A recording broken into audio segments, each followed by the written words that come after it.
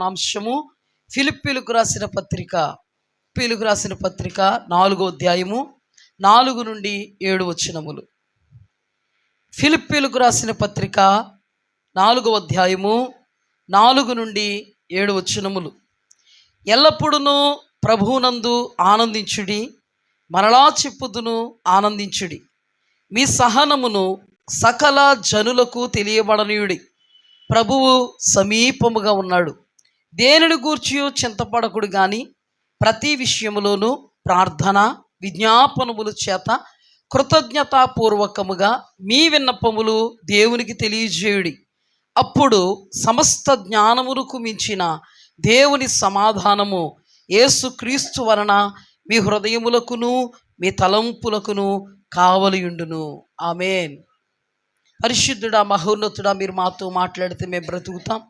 ఈ దినపు ధ్యానము కొరకు నాయన నీ పాదాలను అర్థించాం, నీ పరిశుద్ధ పాదాలను ఆశ్రయించాం, నేను వెతుక్కుంటూ వచ్చాం. నీవు మా కొరకు ఉద్దేశించిన సహవాసములో, ఈ ఉపవాస ప్రార్థనలో ప్రభా మేము నిలబడ్డాం.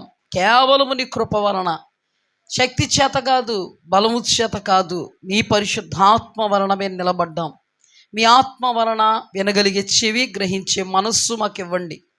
అల్పురాలనయ్యా, మీ వాక్కుతో ప్రభువా నన్ను నింపండి.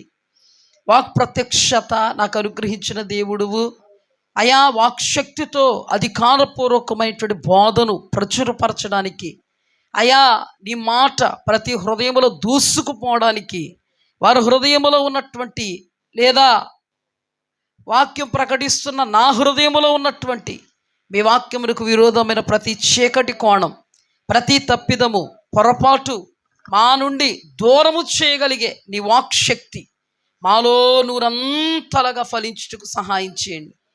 మీ వాక్యము ద్వారా మేము బ్రతకడానికి, అనేకులను బ్రతికించడానికి సహాయం చేయమని, ఈ సమయంలో ఈ చిన్న మందను జ్ఞాపకం చేసుకోమని, మీ అభిషేకం మా మీద ఉంచమని యేసు అతి పరిశుద్ధ నామములో అడిగి వేడుకొని పొందుకొని ఉన్నాం పరమ తండ్రి. ఆమేన్. హల్లెలూయా. ఎల్లప్పుడూ ప్రభువునందు ఆనందించుడి, మరలా చెప్పుదును ఆనందించుడి. మరలా ఇప్పుడు చెప్తారు ఒక మాటని, ప్రాముఖ్యమైన మాట అయితే మరలా చెప్తారు. పౌలయ్య గారు మాట్లాడుతూ ఫిలిప్పీలకు రాస్తున్నటువంటి పత్రిక ఇది. ఫిలిప్పీలైనా, కొరింథీలైనా, గలతీలైనా, ఎరడోని క్యాంప్ అయినా సంఘస్థులే కదా.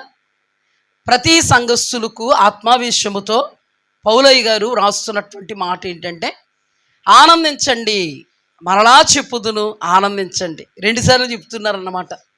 ఆనందించండి, మరలా చెప్తున్నాను ఆనందించమని. ఏమని మాట్లాడుతున్నారంటే, మీ సహనము సకల జనులకు తెలియబడనీయుడి.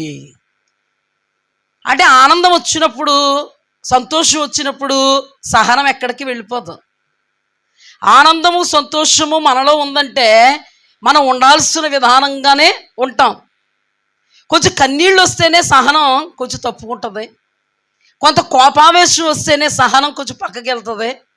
ప్రతికూల పరిస్థితి వచ్చిందంటే సహనాన్ని కలపరచడం చాలా కష్టతరం అయిపోద్దని మరలా చెప్తున్నాను ఆనందించండి. మొదట మీ సహనము సకల జనులకు తెలియపరచబడనియండి. సకల జనులు మీ సహనాన్ని తెలుసుకుంటే ఏమనుకుంటారు? యోబు సహనము గూర్చి మీరు ఆలోచించితిరా, విన్నారు కదా. అతడు వంటి సహనం కలిగిన వాడు లేడు. అతని సహనం మనకే నేర్పుతుంది. అతడు సకల ప్రజల ఎదుట తన సహనాన్ని విశదీకరించాడు. సకల ప్రజల ఎదుట తన సహనాన్ని ఏం చేశాడు? అతను ప్రత్యేకపరిచినటువంటి తన సహనాన్ని ప్రదర్శించాడు కాబట్టే తన సహనం ఈ దినాలని సహాయ స్థితిలో ఉన్న వారి యొక్క సహనాన్ని పెంపొందించడానికి కారణమైంది. హల్లెలూయా. సకల ప్రజలకు మన సహనాన్ని ఎందుకు తెలియపరచాలంటే, సకల ప్రజలు నిస్సహాయ స్థితిలోనికి దిగజారిపోతున్నప్పుడు నీవు కనుపరిచినటువంటి సహనాన్ని వాళ్ళు మాదిరిగా చేసుకోగలగాలి. హల్లెలూయా. నీవు కనుపరిచిన సహనం వారిని ఆత్మీయతలో ముందుకు సాగనీయగలగాలి. నీవు అసహనాన్ని కనుపరిస్తే ఎవరికి ప్రయోజనం? నువ్వు నిస్సహాయతను కనుపరిస్తే ఎవరికి ప్రయోజనం? సహనాన్ని కనుపరుస్తేనే సహనం ప్రయోజనకరంగా ఉంటుంది. అందుకే ఆనందించండి. మరలా మరలా చెప్తున్నాను, ఆనందించండి. ఎందుకు?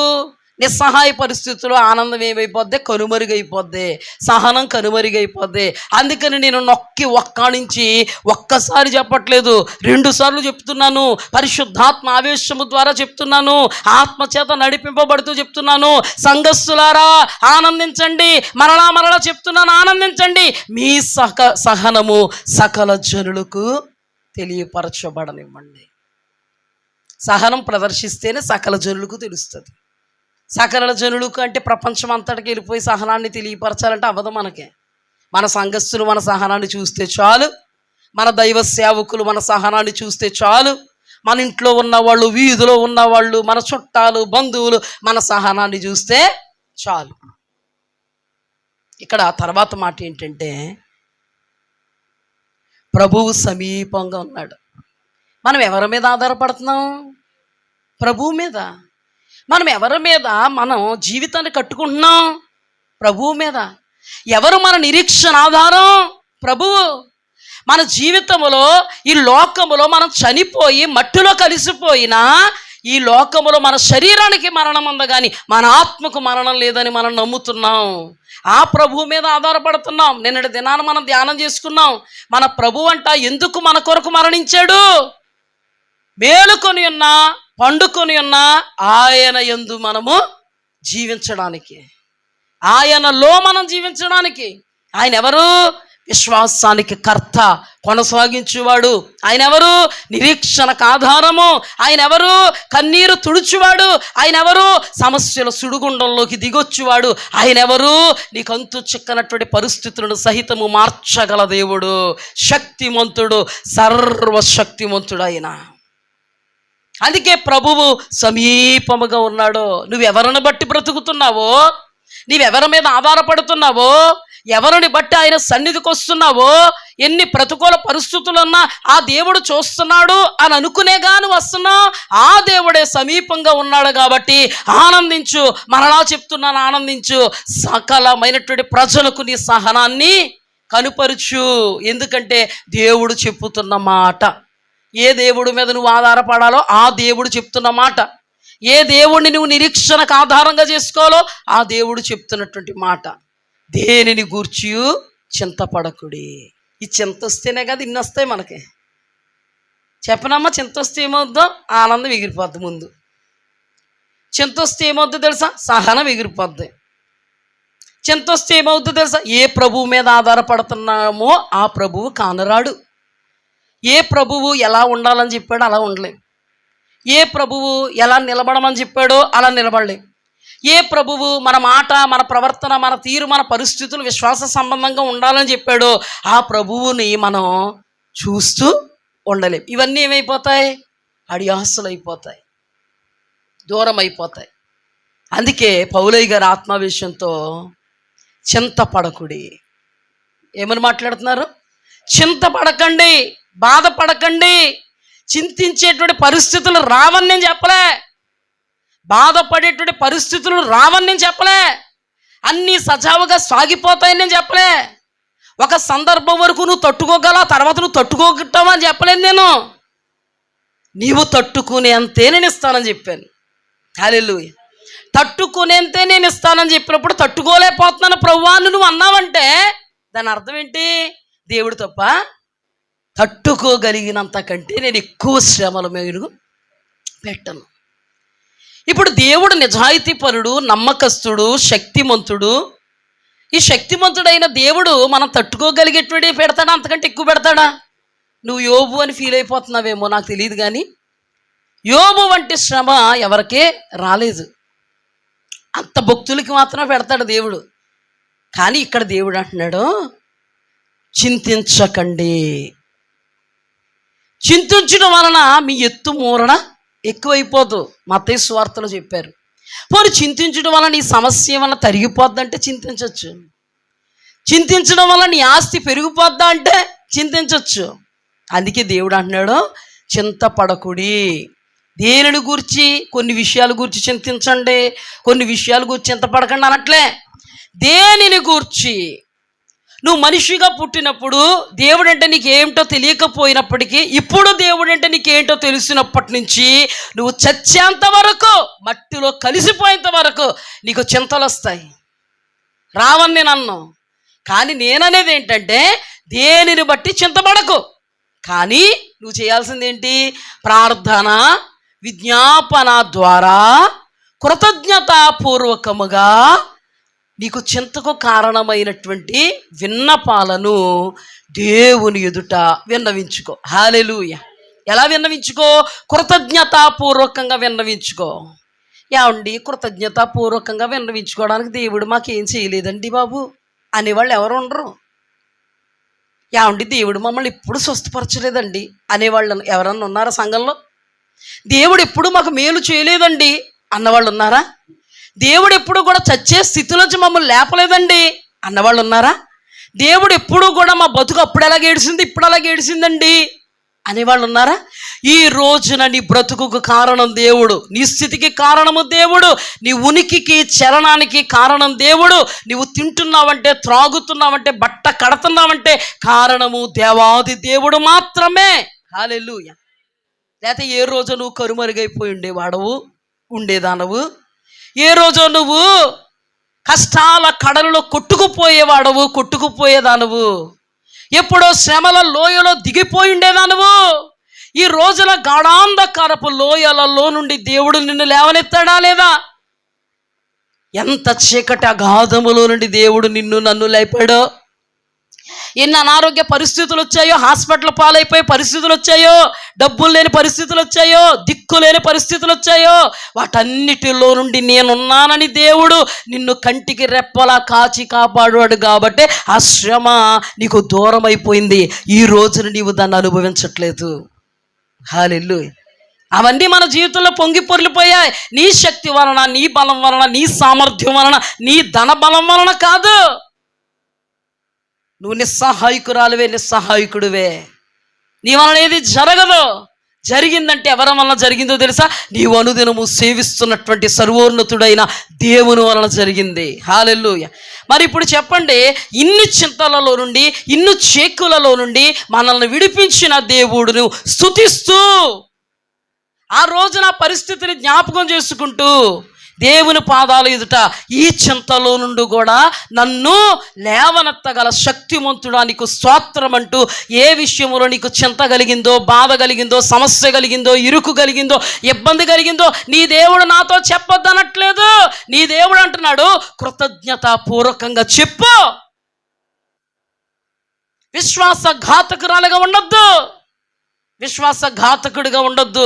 విశ్వాసముతో నేను చేసినవన్నీ నా పాదాల దగ్గర జ్ఞాపకం చేసుకుంటూ, తండ్రి నీవు చేసినవన్నీ నా మదిలో ఉన్నాయి, నా జ్ఞాపకంలో ఉన్నాయి. కృతజ్ఞత లేని దానిగా లేను, కృతజ్ఞత భావముతో నేను ఆ చింతల్లో నీ వద్దకు వచ్చాను. ఎందుకంటే కృతజ్ఞతతో నిన్ను స్తుతిస్తూనే ప్రార్థన ద్వారా, విజ్ఞాపన ద్వారా నా విన్నపాలు నీకు విన్నవించుకుంటాను. ఎలుగెత్తి ఏడవను అయ్యా, ఎలుగెత్తి ఏడని నువ్వు చెప్పట్లే. ఎలుగెత్తి ఏడ్చినటువంటి హాగరు నీకేమొచ్చిందని అడిగాడు దేవుడు. అంటే హాగరు నీకేదో వచ్చింది, నీ కష్టాల్లోకి దిగిరానా, కన్నీటిలోకి దిగిరానా, శ్రమలోకి దిగిరానా, నువ్వు తట్టుకోలేనా? దానికంటే ఎక్కువైన శ్రమలు నేను ఎత్తి మీద పెడతానా? నేను లేనా నీకు? కూర్చున్నా, లేచిన, పండుకొని ఉన్నా, మేలుకొని ఉన్నా, కునుకని నిద్రపోని దేవుణ్ణి నేను. హల్లెలూయా. నా కండ్లకు మరుగైనది ఏదీ లేదు. నన్ను సంతోష పెట్టడం నేర్చుకో, కృతజ్ఞత భావం కనుపరచడం నేర్చుకో. దేవా, నేను ఒంటరిని కాదు, మనుష్యుల యొక్క సహాయము నాకు నిరర్ధకము, కానీ నీ సహాయము నాకు నిశ్చయముగా దక్కుతుందనేటువంటి విశ్వాసముతో విశ్వాస వీరురాలిగా బ్రతికితే దేవుడు సంతోషిస్తాడు. హల్లెలూయా. దేవునికి మహిమ కలుగునుగాక. ఎలా దేవుని దగ్గరికి వెళ్ళాలండి? మనం జరిగిన సందర్భాలను అధ్యయనం చేసుకుంటూ, ధ్యానం చేసుకుంటూ, కృతజ్ఞతా భావముతో, కన్నీటి బాష్పాలతో దేవుని పాదాలను కడుగుతూ నువ్వు చేయగలవు, నువ్వు చేస్తావు. హల్లెలూయా. నాకు శక్తి చాలదు, నా శక్తిని నేను ఆధారం చేసుకుని కాదుగా ఇంతవరకు వచ్చాను, నీ శక్తిని ఆధారం చేసుకున్నాను. నీవు చెయ్యగలవు. నేను మానవ మాత్రాన్ని, ఏం జరుగుతుందో నాకు తెలియదు, నీవు దేవుడువు, ఏమి చెయ్యగలవో నాకు తెలుసు. హల్లెలూయా.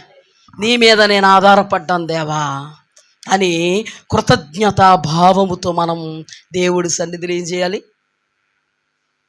ఏడొచ్చు, పర్వాలేదు. ఎలుగెత్తి ఏడిసినట్టు ఉండకూడదు, అది ఎలుగెత్తి మొర్ర పెట్టినట్టు ఉండాలి. ఎలుగెత్తి ఏడిసి వాళ్ళు ఎలాగ ఏడుతారు తెలుసు కదా? అయ్యి బాబోయ్ నా పని అయిపోయింది, నేనేమీ చేయలేను, నా వలనేది జరగదు, నా టైం దగ్గరికి వచ్చేసింది, ఈ సమస్యలో నుంచి నేను వెళ్ళలేను, ఈ సమస్య నాకు దాపరించేసింది, ఈ సమస్యల సుడిగుండంలో నేను మునిగిపోవడం తప్ప లేపే నాదుడు లేడు. ఆ నాదుడు ఏమనుకుంటాడు? పరిశుద్ధాత్ముడు దుఃఖపడతాడు. ఇశ్రాయేలీయులు అలాగే ఏడిచారు. మాకు సమాధులు లేవని తీసుకొచ్చావా మోసే? ఎక్కడుంటే నిజంగానే సమాధులు లేవు, అక్కడుంటే సమాధులుండును, తప్పకుండా సమాధుల్లోకి వెళ్తురు. నువ్వు సమాధిలోకి వెళ్తూ కానీ నీకు విడుదల ఉండకపోదు. నువ్వు చచ్చిపోయి నీకంటే ముందు చాలామంది సమాధుల్లో, ఐగుప్తు దేశంలో సమాధుల్లోకి వెళ్ళిపోయారు నీకంటే ముందు. దేవుడు కృప చూపించి నిన్ను నడిపిస్తుంటే ఇక్కడ నువ్వు తట్టుకోలేకపోతున్నావా అంటే అది చాలా బాగుందన్నమాట. వీళ్ళకి ఇశ్రాయేలీలాగా మనం ఏడవకూడదండి, ఎలుగెత్తి మొర్ర పెట్టగలగాలి, కృతజ్ఞతా భావముతో మొర్ర పెట్టగలగాలి. హల్లెలూయా. భయంకరమైనటువంటి పరిస్థితుల్లో మన పితరులు అనబడినటువంటి వారు, ఆత్మీయులు అనబడినటువంటి వారు, దేవుని ఆధారంగా చేసుకున్నటువంటి వారు, దేవుడే శరణ్యమని, దేవుడి దిక్కని, దేవుడు తప్ప గత్యంతరం లేదని ఉన్నటువంటి వారు మనకు మాదిరి అయ్యారు. హల్లెలూయా. ఎలుగెత్తి ఏడిసేవాళ్ళు దృష్టాంతం అయ్యారు, హెచ్చరిక అయ్యారు. ఎవరిని కోరుకుందాం మనం? ఎవరిని కోరుకుందాం? యెహోషాపాతు రాజు మనందరికీ తెలుసు. హల్లెలూయా. దేవునికి మహిమ కలుగునుగాక. యెహోషాపాతు రాజు మీదకి శత్రు సమూహము నలుదిశలా వచ్చి ముట్టడేసేసింది. నిన్నే శత్రువులు వచ్చి ముట్టడేసారు నాకు అర్థమవుతులేదు, కానీ నలుదిశలు ఏం చేసింది? ముట్టడ వేసింది. నలుదిశల మోయాబీయులు, అమ్మోనీయులు, మెయూరు, మన్యవాసులు, 3 శత్రు సమూహాల జనాంగం రాజు అయినటువంటి యెహోషాపాతు రాజు మీదకి దండెత్తొచ్చేసాయి, మోహరించేశాయి. రాజుగారికి భయమేదా? రాజ్యానికి భయమేదా? సైన్యానికి భయమేదా? అందరికీ భయమే. ఇప్పుడు మనం కూర్చున్నామండి, ఇప్పుడు దాళ్ళు ఎక్కువైపోతున్నాయి కదా, అవుతున్నాయి లేదా? మనం ఈ గదిలో కూర్చుని ఉన్నాం, బయట ఏమో దబదబ కొడేస్తున్నారు. ఏంటి చెప్పండి మరి? అంటే పాపం మీకు అర్థమవుతుందో చెప్తున్నాను, భయం ఎత్తదో లేదు తెలియట్లేదని చెప్తున్నాను. దబదబలు ఆడించేస్తున్నారు అక్కడ, గ్లాసులు, ఇక్కడ ఇవి రాళ్ళు పట్టుకుని కొట్టేస్తుంటే ఒక రాయి ఇలా వచ్చేస్తుంది. ఎలా ఉంటుంది మీకు? అంత అలా ఉంటుంది అక్కడ భయం. ఓ మాట చెప్పండి, భయం వేసింది కదా, భయం వేసింది కదా. భయం వేస్తున్నప్పుడు అయ్యి బాబా చచ్చిపోతున్నాం బాబోయ్, పెద్ద పెద్ద రాళ్ళు వచ్చేస్తున్నాయి మీదకన్నా రాళ్ళు, అయ్యి బాబోయ్ శత్రు సమూహమా, ఇసుకేస్తే రాలన్నటువంటి సంద్రమా, బలం కలిగినటువంటి బలగమా, మహాబలమైనటువంటి రాజ్యాలా, 3 రాజ్యాలా, అయ్యి బాబాయ్ ఇంకేముంది బాబాయ్ అయిపోయింది మన పని అన్నాడా యెహోషాపాతు రాజు? కొడుకు చచ్చిపోయే పరిస్థితులు ఉన్నప్పుడు హాగరమ్మ ఏమంది? వీడి చావు నేను చూడలేను, రాతివేత అంత దూరం వెళ్ళిపోయి ఎలుగెత్తి ఏడ్చింది. వీడు చావు అంటే డిసైడ్ అయిపోయి సావలేదమ్మా ఇంకానే. ఎవరో ఇష్మాయేలు. హాగరుతో దేవుడు ఏం చెప్పాడంటే, హాగరు నీ సంతానాన్ని నేను విస్తరింపజేస్తాను, నీ కడుపులో ఉన్నది కుమారుడు, అతనికి ఇష్మాయేలు అని పేరు పెట్టు. ఇష్మాయేలు అని పేరు ఎవరు చెప్పారు? అబ్రహాంకి హాగరే చెప్పింది. దేవుడు చెప్పిన మాట, అప్పటికప్పుడు ఆ బిడ్డ కోసం దేవుడు చెప్పిన మాట, ఆ బిడ్డ కోసం దేవుడు చెప్పిన మాట అయితే ఆ బిడ్డ దప్పికతో సొమ్మసిల్లి పడిపోతే చచ్చిపోలేదండి. చచ్చిపోకుండానే ఈవిడ ఏం చేస్తుందంటే పొదలు కింద పడేసిందండి. నిస్సహాయత వచ్చేసింది ఆవిడకి. ఎవరైనా అటువంటి పరిస్థితులు ఉంటే కన్న తల్లి ఏం చేస్తారు? బాధ వచ్చినా ఏడుపు వచ్చినా పట్టుకుని బాబు అంటారా? అనరా? మీరు అనరా? బాబు ఏంటి దేవా దేవా అంటాం. మన బ్రతుకుల్లో మనం దేవా దేవా కాపాడు కాపాడు అయ్యా యేసయ్యా అంటాం మన విశ్వాసాన్ని బట్టి. కానీ ఆ తల్లి ఏం చేసింది తెలుసా? అసలు కొన ఊపిరితోన్నాడు పొదలో పాడేసిందంట. అక్కడ రాయబడింది పడవేసి, పెట్టలేదండి, పడవేసి రాతివేత అంత దూరం వెళ్ళి, అంటే రాతివేత అంటే దూరం అంటే రాయిచ్చుకుని ఇలా గిరెట్టేవారికి ఎంత దూరం వెళ్తుందని, మళ్ళీ దానికి ఏదో అక్కర్లేదు. ఎంత దూరం వెళ్తుందో, రాయి గిర్ర పెడితే ఎంత దూరం వెళ్తుందో అంత దూరం వెళ్ళిపోయింది. ఇటు చచ్చిపోయి కొడుకును వదిలేసి వెళ్ళిపోతున్నావు నువ్వు? కొన ఊపిరితున్న కొడుకును వదిలేసి వెళ్ళిపోతున్నావా? మంచినీళ్ళు ఎత్తుక్కొచ్చు కదా నువ్వు. డిసైడ్ దొరకవు, ఇంకా డిసైడ్ అయిపోయింది అనమాట. చచ్చిపోతాడు నా కొడుకు. వాగ్దానాలు గాలికి. రాతి వేతంత దూరం వెళ్ళి ఎలుగెత్తి ఏడుస్తుందంటే ఎలాగ ఏడిసి ఉంటుంది తెలుసా? నేను ఈ శ్రమను చూడలేను, నేను ఈ బాధను చూడలేను, నా కొడుకు చనిపోబోతున్నాడు, అబ్రహాము నన్ను వదిలేశాడు, నన్ను వాడుకుని ఇద్దరు వదిలేశారు. ఇదంతా ఏడిపోయినా కదా, మొర్ర కింద ఏమన్నా అర్థమవుతుందో మీకు? అప్పుడు దోతొచ్చి ఏమందంటే, హాగరు నీకేమి వచ్చింది? ఆమె కళ్ళు తెరిస్తే అద్భుతం, అక్కడ ఉంటే బ్రతికాడు. కానీ యెహోషాపాతు రాజు ఆత్మీయత ఎలా ఉందంటే, 3 శత్రు సమూహాల సైన్యం వచ్చేసినప్పుడు రాజుగారి పని అయిపోద్ది, రాజ్యం పని అయిపోద్ది, సర్వనాశనం అయిపోద్ది అనమాట. ఏంటి రాజ్యం? యెహోషాపాతు రాజు రాజ్యం. భయం వేసిందండి. హల్లెలూయా. మనకు కూడా దెబ్బలాడిచ్చేస్తే భయం వేద్దాం, ఎందులో దూకేద్దాం అనుకుంటామా? భయం వేస్తుంది. భయపడ్డాడు. కానీ ఏం చేశాడు తెలుసా? తన దేవుడిని మర్చిపోలేదు. ప్రభువు సమీపముగా ఉన్నాడు. హల్లెలూయా. మన ప్రభు మనకేం దూరంగా ఉన్నాను అంటలేదు. ఇక్కడ రాయబడిన మాట ఏంటంటే, ఆనందించండి, మనలో చెప్పుదును ఆనందించండి, దేనిని గూర్చి చింతపడొద్దు, ప్రభువు సమీపముగా ఉన్నాడు. దూరంగా ఉన్నాడు అని అనుకోవట్లేదు.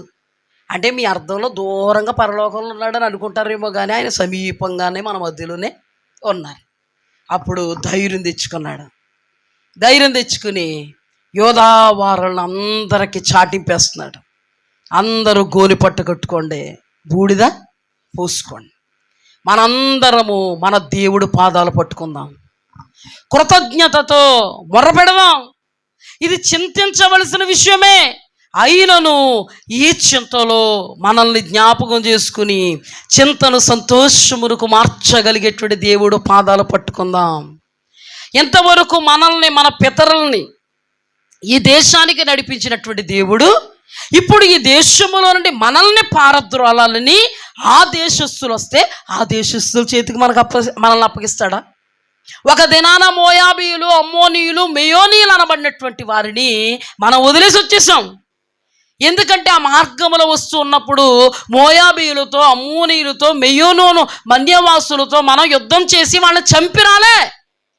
దేవుడు మనల్ని అప్పుడు అలా నడిపించాడు, చంపలేదు. చంపకుండా వదిలొచ్చేసాం. ఇప్పుడు వాళ్ళు మేకై మనకే కూర్చున్నారు.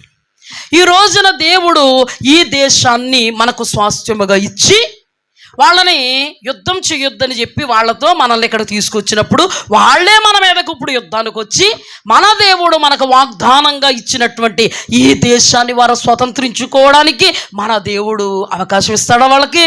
అందుకే మన దేవుడు పక్షముగా మనం నిలబడదాం. ఆ రోజు ఐగుప్తు దేశములో నుండి ఇదిగో ఈ వాగ్దాత్త దేశములోనికి నడిపించిన దేవుడు పాదాలు పట్టుకుందాం. ఆ రోజు అది మొదలుకొని ఇది వరకు ఇక్కడ వరకు మనల్ని దేవుడు నడిపించి మన పక్షముగా ఈ వాగ్దాన దేశాన్ని ఇవ్వడానికి దేవాది దేవుడు ఏం చేశాడు? రాజులను మట్టి కరిపించలేదా? ప్రాకారాలను పడగొట్టలేదా? అగ్ని చేత కాల్చివేయలేదా? మహాశూరులు అనబడినటువంటి వారి మధ్యలో మన పక్షముగా దేవుడు మహాశూరుడై వారిని మట్టి కరిపించలేదా? వాళ్ళందరితో యుద్ధం చేసి ఒక్కొక్కడిని కానానీయుల్ని, పెరిజ్జీయుల్ని, హివ్వీయుల్ని, హిత్తీయుల్ని, యెబూసీయుల్ని ఇలాంటి జాతుల అన్యజనులందరినీ కూడా దేవుడు సంహరించుకుంటూ వాగ్దాత్త దేశంలోకి మనల్ని తీసుకురాలేదా? ఇప్పుడు ఈ వాగ్దాత్త దేశాన్ని వారు స్వతంత్రించుకోవడానికి దేవుడు అవకాశం ఇస్తాడా? మన దేవుడు అసమర్థుడా? మన దేవుడు శక్తిహీనుడా? మనకిచ్చినటువంటి వాగ్దానములో మనము నిలబడి ఉంటే మనల్ని పెరికి వేయడానికి ఈ 3 దేశస్తుల రాజ్యాలు ఏపాటివి? రండి మన దేవుని ఎదుట సాగిలి పడదాం. హల్లెలూయా. రండి మన దేవుని కృతజ్ఞత భావముతో స్తుతిద్దాం. హల్లెలూయా. రండి మన దేవుడు పక్షముగా ప్రార్థనలు, విజ్ఞాపనలు, ధూపములుగా వేద్దాం. హల్లెలూయా. ప్రార్థన చేస్తున్నారండి, వాళ్ళ నిలబడ్డారండి. కృతజ్ఞతతో నిలబడ్డారు. దేవా, మా శక్తి చేత మా బలము చేత వాగ్దాన దేశానికి మేము రాలేదు, మీ శక్తి చేత మీ బలము చేత వాగ్దాన దేశానికి మమ్మల్ని నడిపించావు. ఈ వాగ్దాన దేశము మీరు మాకిచ్చింది.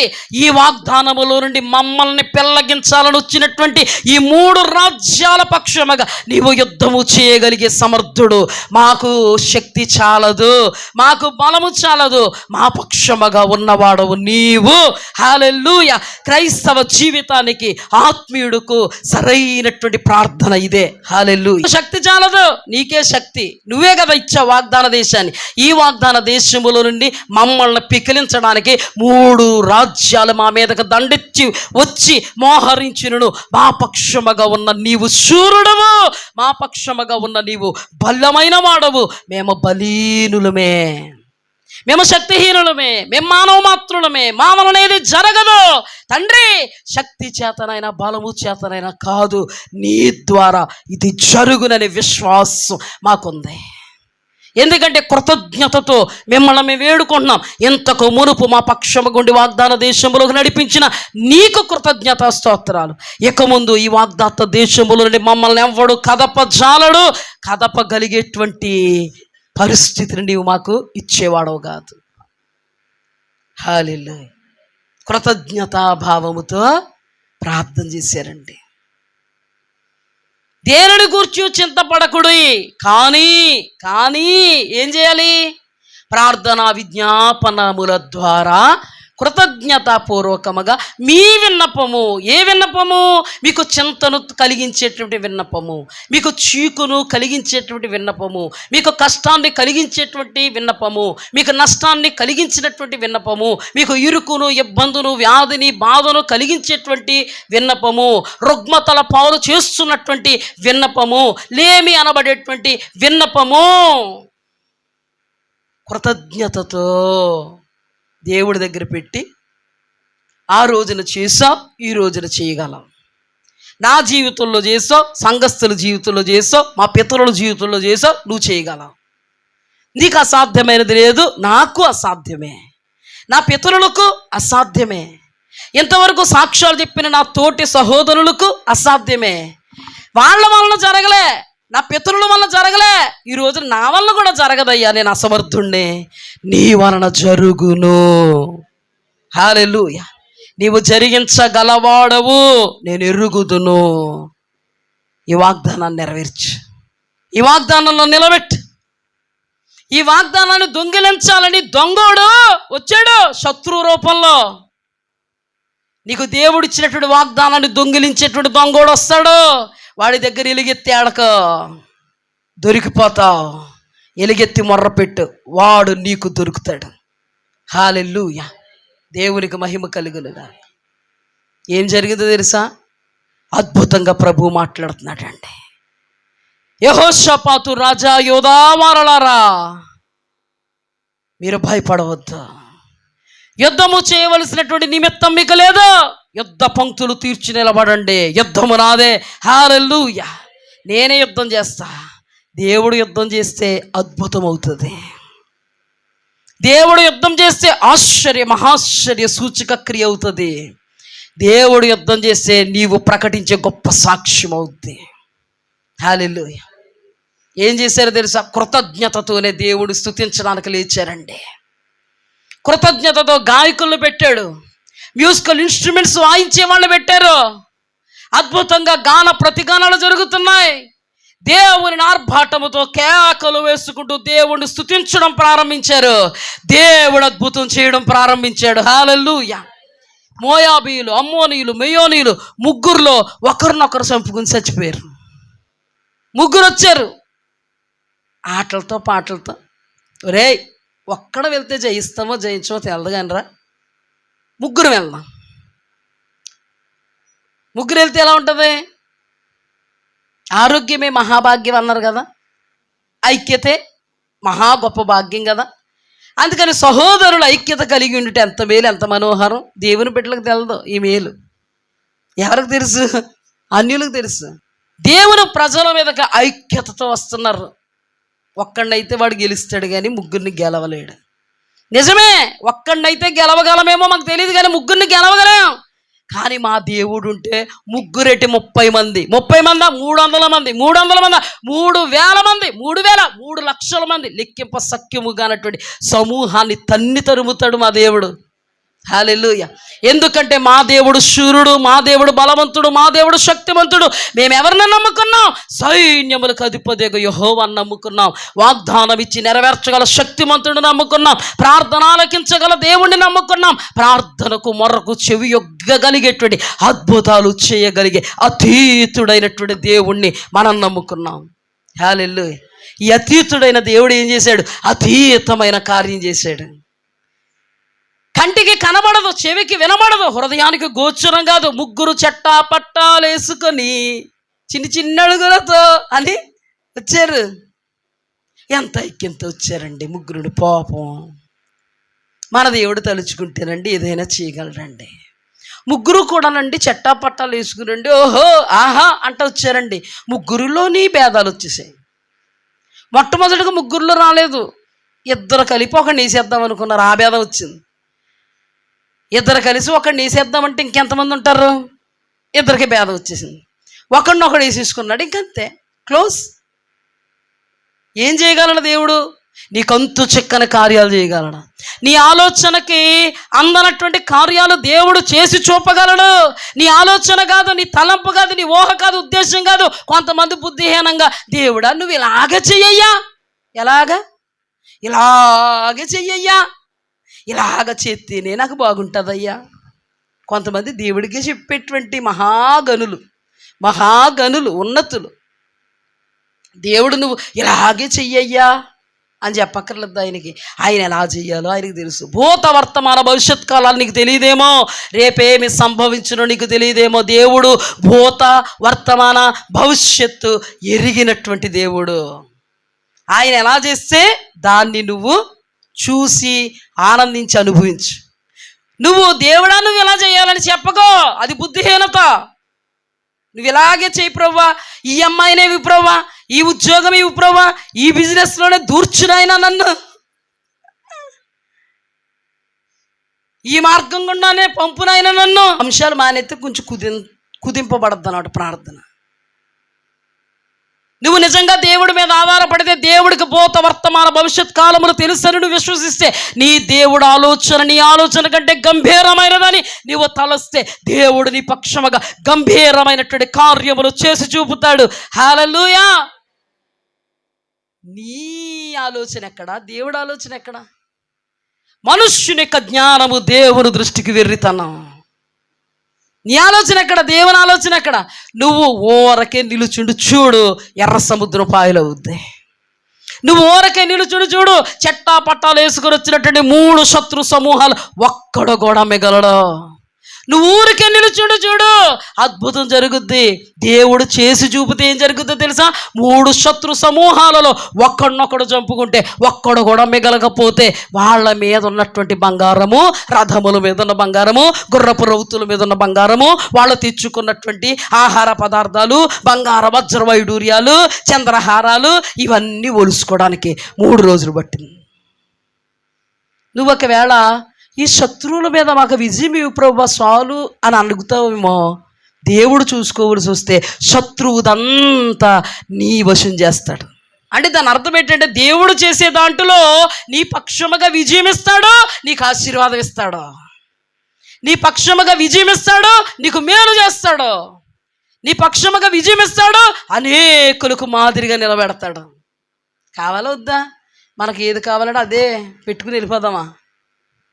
దేవుడిస్తే మనకు ఆశీర్వాదం, దేవుడి కొరకు చూస్తే మనకు దీవెన, దేవుడి మీద ఆధారపడితే మనకు మేలు.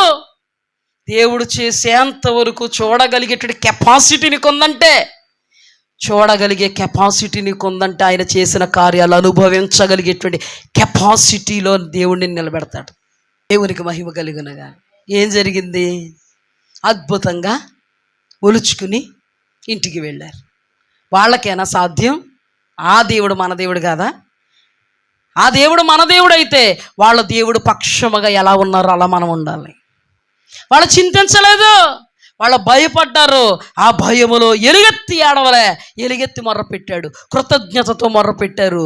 కడుపు గట్టుకుని ఉపవాసాలతో దేవుడి మీద ఆధారపడితే దేవుడు అన్నాడు, నువ్వు చేయాల్సిందంతా చేసావు, ఇక ముందు నేను చేయాల్సింది నేను చేస్తాను. ఈ రోజుల్లో క్రైస్తవులు వాళ్ళు చేయాల్సింది వాళ్ళు చేయకుండా, ప్రభువా మేము చేయాల్సిన పని మేము చెయ్యము, కానీ నీవు చేయాల్సింది నువ్వు చేసి చూపంటే, నువ్వు చేయకపోతే నేను చేసేది ఏంటి? ఇంకా నువ్వు చేస్తే నేను చేస్తాను. నేను చేయడానికి నువ్వు స్కోప్ ఇస్తే నేను ఇస్తాను. కటింగ్ వేయించుకున్నప్పుడు కటింగ్ వేయని వెళ్ళి నువ్వు చుట్టూరు తిరుగుతూ ఉన్నావు అనుకో, ఆడు కటింగ్ వేయగలడా చెప్పు? కొన్నిసార్లు మన జీవితంలో ఇలాంటి దౌర్భాగ్యపు దుస్థితులు దిగజారిపోతూ ఉంటాం. కటింగ్ వేయమని వెళ్ళినోడు నువ్వే. నువ్వు చక్కగా కటింగ్ వేసి వాడి దగ్గర విధేయతతో కూర్చుంటే వాడు చక్కగా కటింగ్ వేస్తాడు. నువ్వు అటు ఇటు తిరిగావనుకో కటింగ్ వేయడానికి ఉండదు. ఒకవేళ ఎలాగోలాగా వేసేద్దాం అనుకున్నాడు అనుకో, పొడి చేసుకుంటాయి, రక్తాలు వచ్చేస్తాయి. జాగ్రత్త. దేవుడు మనల్ని శృంగారించాలనుకున్నప్పుడు, దేవుడు మనలో ఉన్నటువంటి పనికిమాలిని అన్ని కట్ చేయాలనుకుంటున్నప్పుడు, దేవుడు యొద్ద నుండి దీవెనలు, ఆశీర్వాదములు, నెమ్మది, సమాధాన, సౌఖ్య, సుఖ జీవన, దీర్ఘాయుష్యులు దేవుని యొద్ద నుండి మనం పొందుకోవాలనుకున్నప్పుడు, ఆ దేవుడు ఎదుట మనము నమ్రతను, విధేయతను, ఆయనకు అనుకూలతను, మనకు అనుకూలతను కాదు, ఆయనకు అనుకూలతను మనం కల్పించాలి. యెహోషాపాతు రాజు ఆయనకు అనుకూలతను కల్పించాడు కాబట్టి, అతని సహనము సకల ప్రజల ఎదుట కనుపరచబడింది కాబట్టి, నేటి దినాన మాదిరిగా ఉన్నాడు కాబట్టి, సంఘముగా మనము ఆయనని ధ్యానం చేసుకుంటూ ఆయనలో ఉన్న గుణగణ లక్షణాల కొరకు ప్రాకులాడగలుగుతున్నాం. హాగరు ఎలుగెత్తి ఏడిసినందుకు ప్రాకులాడగలమా? మరో కోణంలోకి వెళ్ళిపోయి మన నయోమి అమ్మగారిని మనం ముందు పెట్టేసుకోగలమా? లేదు కదా. ఎవరు మనకి మాదిరిగా నిలబడగలరో తెలుసా? దేవుడు చెప్పినట్టుగా ఎవరుంటారో వారు మాదిరిగా నిలబడగలరు. దేవుడు చెప్పినట్టుగా ఎవరు ఆయన దీవెనలకు హక్కుదారులు అవుతారో వారు మాదిరిగా నిలబడగలరు. దేవుడు ఈ సందర్భాన్ని బట్టి ఏం చెప్పాడో తెలుసా? చింతించే పరిస్థితులు మీకు వచ్చాయా? చింత పడకండి, కానీ ప్రతి విషయంలో ప్రార్థన, విజ్ఞాపనముల ద్వారా కృతజ్ఞతాపూర్వకముగా మీ విన్నపములు మీ దేవునికి తెలియజేయండి. అప్పుడు సమస్త జ్ఞానమునకు మించిన దేవుని సమాధానం మిమ్మల్ని నిలబడి చేస్తుంది. అతలాకుతల పరిస్థితులన్నీ ఏమైపోయినాయి? సమాధానం. ఆ చింత ఏమైపోయింది? చింత కనబడద్దండి అసలు. ఇంకా అప్పుడు వరకు కూడా మొఖాలు వాలిపోయి ఉంటాయేమో ఎంతో కొంత, ఇప్పుడు ఇలిగిపోతాయి మామూలుగా. ఒకవైపు రక్షణ వచ్చేసింది, విడుదల వచ్చేసింది, ఒకవైపు దేవుడు రక్షించేసుకున్నాడు. అంతేగాక ఇంకో పని ఉంది వీళ్ళకి. ఏంటి? 3 రోజుల పాటు ఆశీర్వాదమే ఆశీర్వాదం. 3 రోజుల పాటు శత్రువుల్ని దోచుకుంటున్నారు. మామూలు శత్రువులు దోచుకోవాలంటే ఫైట్ చేసి, యుద్ధం చేసి దోచుకోవాలి. అదేం అక్కర్లేదు, మొత్తం అంతా ఆయనే చేసేస్తే ఈయన మాత్రం, వీళ్ళు మాత్రం దేవుడు కొరకు ఎవరైతే కనిపెట్టుకుని ఉంటారో వాళ్ళ కొరకు దేవుడు దాచించే మేలు గొప్పది. హల్లెలూయా, దేవునికి మహిమ కలుగు. షునేమీరాలు ఎప్పటికప్పుడు దేవుణ్ణి కనిపెట్టుకుంటూనే ఉందండి. షునేమీరాలు ఎప్పటికప్పుడు దైవజనుడిని దేవుడు ప్రవక్తగా స్వీకరిస్తూ అంగీకరిస్తూనే ఉందండి. షునేమీరాలు ఎప్పటికప్పుడు దేవుని మాటగా విధేయత చూపుతూ దేవుడి మాటను బట్టి దైవజనుడైనటువంటి ఎలీషాను ప్రేమిస్తూనే ఉందండి. కానీ ఒక దినాన కరువు వచ్చింది. అది కష్టమే. కరువు మీకు కష్టం కదా? ఆ కరువు గురించే కదండి నయోమి వెళ్ళిపోయింది, మోయాబు దేశం రిక్తురాలు అయిపోయింది. కరువు అంటే కష్టమే కదా. కరువు వచ్చింది. కరువు వచ్చేటప్పటికి అమ్మగారికి ఎలీషా గారు కబురు పంపారు, అమ్మా కరువు రాబోతుంది 7 సంవత్సరాలు. అక్కడికిక్కడికని నేనేం చెప్పను, కానీ ఏ దేశానికి నువ్వు వెళ్ళాలనుకుంటే ఆ దేశానికి 7 సంవత్సరాలు వెళ్ళిపో. హల్లెలూయా. చింతించిందా? బాధపడిందా? ఇక్కడంత వాకలు పెట్టుకుని, ఇళ్ళు పెట్టుకుని, చేను పెట్టుకుని, చెట్టు పెట్టుకుని, ఈ దైవజనుడు ఏదో ఆధారపడి ఉంటే మాత్రం మమ్మల్ని పెట్టి బేడా సర్దుకుని ఊరు వదిలి వెళ్ళిపోమంటాడు. ఊరే కాదంట, దేశం వదిలి వెళ్ళిపోమంటాడా? పనికి మాన తీగలే అన్న మురిసే ఆవిడికి. చెప్పండి. కొంతమందికి ఒకలా మాట్లాడితే ఇంకోలాగా అర్థం చేసుకుంటుంటారు. పనికిమాలిన తీగలన్నీ అక్కడే ఉన్నాయి కాబట్టి మొలుతా ఉంటాయి. ఇక్కడ ఏమని చెప్పాడు దైవజనుడు? 7 సంవత్సరాల కరువు రాబోతుందమ్మా. ఈ కరువు నుండి నువ్వు తప్పింపబడాలని నా ఆశ, దేవుని ఆశ కూడా. అందుకే దేవుడు నన్ను ప్రేరేపించాడు. నువ్వు ఈ 7 సంవత్సరాలు ఎక్కడికి వెళ్ళిపోతావు? నీ ఇష్టం, వెళ్ళిపో. చక్కగా పెట్టే బేడ సర్దుకుని, ఎంతవరకు వాళ్ళందరూ కూడా కాయ కష్టం చేసుకుని, రెక్కల ముక్కలు చేసుకుని, ఏ ఇంటికి వెళ్ళకుండా, ఎక్కడికి వెళ్ళకుండా ఉంటే, ఏదో దేశాన్ని వాళ్ళు చక్కగా మైండ్లో పెట్టుకుని వెళ్ళిపోయారు. ఓ దేశం అనుకోకండి, తిరిగి వచ్చేసారేమో మరి తెలీదు. వచ్చేటప్పటికి ఈవిడికి ఇల్లు వాకిళ్ళు అవి ఇవి ఏమైపోయినాయి? కబ్జా, ఆక్రమించేసుకున్నారు ఎవరో వచ్చి. చింతించవలసిన పరిస్థితే కదమ్మా, చెప్పండి. కొంత ఇమేజ్ చేసుకుందాం. నెత్తి మీద గొడ్డేసుకుని అయ్యయ్యో ఎలీషా చెప్పాడు. అప్పుడు ఎలీషా గారు రారు, అప్పుడు ఎలీషా గారు ఉండదు, గారు ఎగిరిపోద్ది. అప్పుడు ఎలీషా చెప్పాడు, కుదురుగా ఉన్నాం మేము, కుదురుగా ఉన్నాం, ఇల్లు ఉంది, వాకులు ఉంది, చేను ఉంది, చెట్టు ఉంది, అది ఉంది, ఇది ఉంది. 7 సంవత్సరాలు వెళ్ళిపోవమ్మా. ఉచిత సలహా మేము ఏమన్నా అడిగాము అతన్నే? ఉచిత సలహాలు ఇవ్వడానికి ముందుంటాడు. అయ్యో అది నూరా తాటిపట్ట, ఉచిత సలహాలు ఇవ్వడానికి ముందుంటాడు. అప్పుడేమో వెళ్ళిపోయాం. ఇప్పుడు కొంత ప్రతికూలత వచ్చేటప్పటికి ఇశ్రాయేలీలాగే మాట్లాడుతూ ఉంటారు కొంతమంది. అన్నీ ఎగిరిపోయినాయి. తెచ్చిస్తాడట్టి ఎలీషాకి ఏమన్నా చేను ఉందా, చెట్టు ఉందా తెచ్చేయడానికి? ఇంకొక్కడ కాదండి, మన భాషలో ఒక్కడ కాదండి, 190 వచ్చేస్తాయి అక్కడ. ఆ దాఖలాలు ఏమన్నా కనబడ్డాయా? ఆత్మీయ లక్షణాలు అలా ఉంటాయి. ఆత్మీయ లక్షణాలు ఎలుగెత్తి ఏడిసిలాగా ఉండవు, దేవుడి మీద ఆధారపడేలా ఉంటాయి. మనుషులకు స్కోప్ ఎవరాళ్ళు? మనం ధ్యానం చేసుకోవడానికి ఆవిడ స్కోప్ ఇచ్చిందా? చెప్పండి, స్కోప్ ఇచ్చిందా?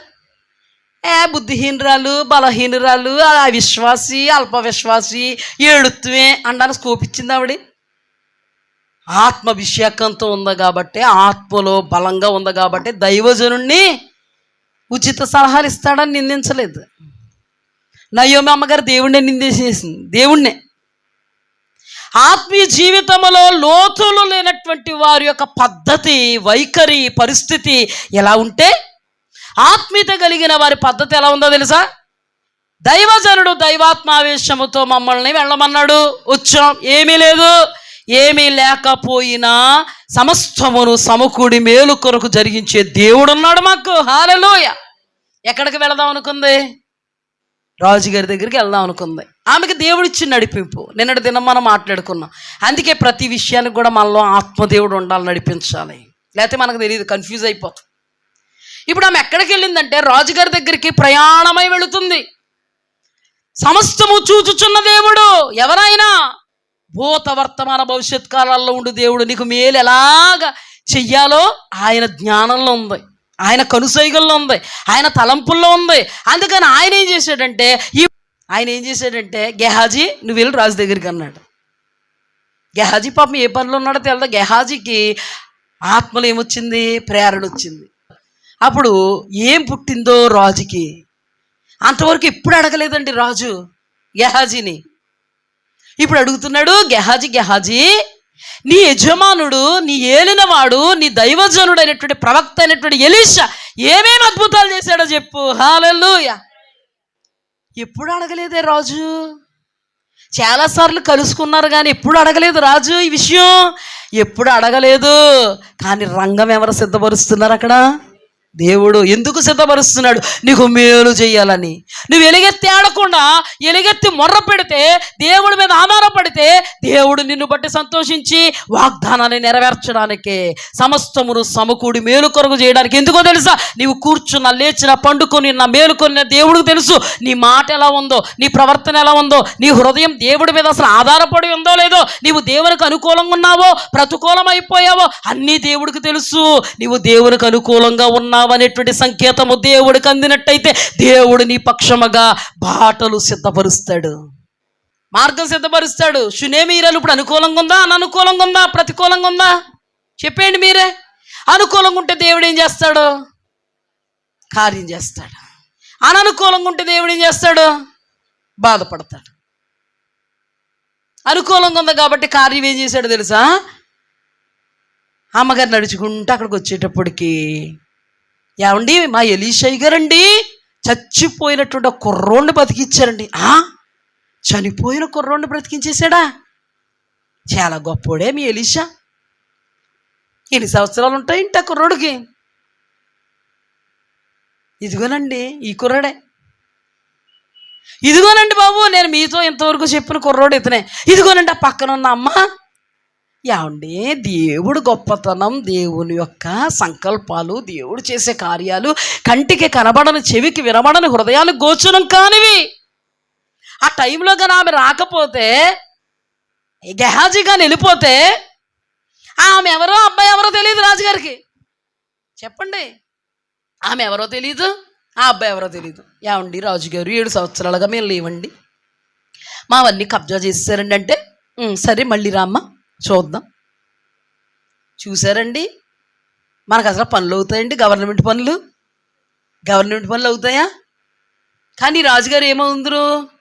సరేనమ్మా చూద్దాం.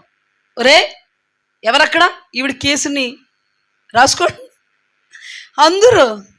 కానీ సకాలానికి అక్కడ గెహాజీ ఉండడం, గెహాజీని రాజు అడగడం, రాజు స్పష్టంగా ఏ షునేమీరాలు కొరకైతే, ఏ కుమారుడు కొరకైతే రాజుగారి పని ఉందో వాళ్ళ కొరకు గెహాజీ మాట్లాడడం, ఆ సేవకుడు మాట్లాడడం, తన దైవజనుడు గొప్పదనాన్ని చెప్పడం, కుమారుని బ్రతికించాడని చెప్పడం, ఆ తల్లికి పిల్లలు లేరు, మా పాస్టర్ గారు చెప్తే పిల్లలు పుట్టారని చెప్పడం, వాళ్ళని దేవుడు రాజు ఎదుట ప్రత్యక్షపరచడం. మన దేవుడు గొప్పోడండి. మరి గొప్పోడిని ఎందుకండి తక్కువ చేస్తారు? గొప్పోడు విషయంలో ఎందుకంటే గొప్పోడు చెప్పినట్టుగా చేయరు. గొప్పోడు ఎలా నిలబడమన్నట్టు నిలబడరు, గొప్పోడు ఎలా కూర్చోమన్నాడో కూర్చోరు, గొప్పోడు ఎలా మాట్లాడమన్నారో మాట్లాడరు, గొప్పోడు ఎలా ఆరాధించమన్నాడో ఆరాధించరు, గొప్పోడు ఎలా ప్రవర్తించమన్నాడో ప్రవర్తించకపోతే గొప్పోడు అనడంలో సుఖమేముంది? మనం గొప్పోడు మన దేవుడు హల్లెలూయా అనడంలో సుఖమేముంది? దేవుడు ఎవరు అనరా అప్పుడు? అది మరి మన దేవుడు గొప్పోడు. ఆ గొప్పోడి దగ్గర నుంచి గొప్ప కార్యాలు పొందుకోవాలంటే మన బుద్ధి గొప్పగా ఉండాలి. ఆయన గొప్ప కార్యాలు చేయడానికి తగినట్టుగా యోగ్యత కనుపరిచేలాగా మనం ఉండాలి. షునేమీరాలు ఉందా లేదా? ఉంది. అందుకే అద్భుతం ఏం జరిగిందంటే, ఏమండి ఒక తల్లికి పిల్లలు లేరని చెప్పాను కదా, ఈవిడేనండి బాబు, అబ్బాయే, ఈ బాబునే మా అయ్యగారు బ్రతికించారు. అవునా? ఆ ప్రభావం ఉంటుందా ఉండదా? అక్కడ ఒక అద్భుతం, ఒక ఆశ్చర్య కార్యం. అమ్మ బాబోయ్, అమ్మా ఏ పని మీద వచ్చి, ఆవిడ చెప్పక్కర్లేదు అయ్యగారు ఈ పని మీద వచ్చాను కాదు. అమ్మ ఏమ్మా ఏ పని మీద వచ్చావు? ఏం లేదండి మహారాజా, 7 సంవత్సరాలుగా మేము బయటికి వెళ్ళిపోయాం కరువు విషయంలో. వచ్చేటప్పటికి మా చేను కానీ, చెట్టు కానీ, ఇల్లు కానీ, వాకులు కానీ ఆక్రమించేసుకున్నారండి. ఏం చేశాడు తెలుసా? ఒక అధిపతిని పిలిచి 7 సంవత్సరాలుగా పంటకు సంబంధించినటువంటి బాపతి ఆమె చేతుల్లో పెట్టు, ఆమె ఇల్లు వాకుళ్ళు ఎవరు ఆక్యుపై చేశారో వాళ్ళని తరిమి ఇవి సంపద అంతా ఈవిడికి ఇవి. ఆయన అంటున్నారు, రాజా మర్చిపోయారేమో నాకు తెలియదు కానీ 7 సంవత్సరాల నుంచి పంటలు లేవండి. నాకు తెలియదు. పంట అంతా చేసి చేతికి ఇవ్వు, ఇది రాజాజ్ఞ. ఆమెకు రావాల్సిందంతా ఇవ్వు, ఇది రాజాజ్ఞ. మన దేవుడు అద్భుతాలు చేయవాడండి. హల్లెలూయా. మన దేవుడు ఆశ్చర్య మహాశ్చర్య సూచక కార్యాలు చేయవాడు. హల్లెలూయా. ఆ దినాన దేవాది దేవుడు యెరూషలేము జయ ప్రవేశం చేస్తున్నప్పుడు ప్రజలందరూ, శిష్యులందరూ, చిన్న బిడ్డలు సహితము దేని గురించి మహాబిగ్గరగా కేకలు వేస్తూ స్తుతిస్తున్నారు తెలుసా? ఆయన చేసిన అద్భుతాల గురుండని రాయబడింది. హల్లెలూయా. ఈ రోజున ఎలుగెత్తి దేవుణ్ణి స్తుతించాలి ఆయన చేసిన అద్భుతాల గురించి. అద్భుతం కాదా? ఈ అద్భుతం ఎవరికి జరిగింది? అసలు షునేమీరాల జీవితంలో అద్భుతాల వెంబడి అద్భుతాలు జరుగుతూనే ఉన్నాయి. ఈ రోజున షునేమీరాలు దేవుడు మన దేవుడు. మరి మన జీవితంలో దేవుడు అద్భుతాల వెంబడి అద్భుతాలు చెయ్యగలడా? చెయ్యలేడా? చెయ్యగలడు. ఎప్పుడు షునేమీరాలు కనుపరిచినటువంటి ఆత్మీయతను కనుపరచగలిగితే దేవుడు అద్భుతాలు చేయ సమర్థుడు. చింతించిందండి, తన సహనం చూపించిందండి. మనకి చింతించలేదు, తన సహనాన్ని చూపించింది. దైవాత్మ ప్రేరేపితురాలై దైవాత్మ చేత అడుగులు ముందుకు వేస్తే దేవుడు ఆమె పక్షముగా రంగం సిద్ధపరిస్తే కోల్పోయిన దానిని అంతటిని దేవుడు ఆమెకు అనుగ్రహించాడు. దేవునికి మహిమ కలుగు. మన జీవితంలో మన దేవుడు అతీతుడు, శక్తిమంతుడు, బలవంతుడు. నీ కొరకు ఏదైనా చేయగలడు. ఏదైనా అంటావా? ఎస్, ఏదైనా చేయగలడు. ఎవరి మీద ఆధారపడి ఉంది? మన మీదే ఆధారపడి ఉంది. మన మీదే ఆధారపడి ఉంది. దేవుని యొద్ద నుండి అనుభవిద్దాం. దేవుని యొద్ద నుండి ఆశ్చర్య కార్యాలు అనుభవిద్దాం. దేవుని యొద్ద నుండి మహాశ్చర్య సూచిక కార్యాలను మనం అనుభవిద్దాం. దేనిని గూర్చి చింతపడవద్దు.